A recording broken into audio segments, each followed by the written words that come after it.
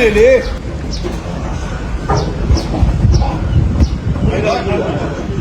ဲ့လိုက်ကြွားပြီ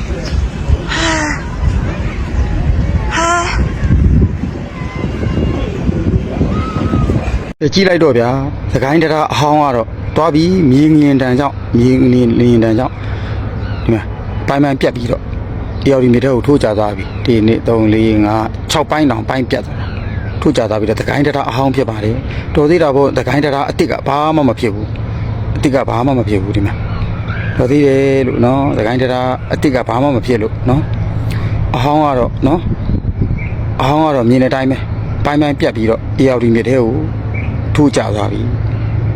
ဒါသခိုင်းဖြစ်ပါတယ်သခိုင်းမှာပါမြင်ငင်တန်ကတော့တအားများတယ်တိုက်တွေလည်းအပိုင်းပိုင်းကုန်ပြိုကုန်တာကဲကျွန်တော်တို့ရဲ့အိုး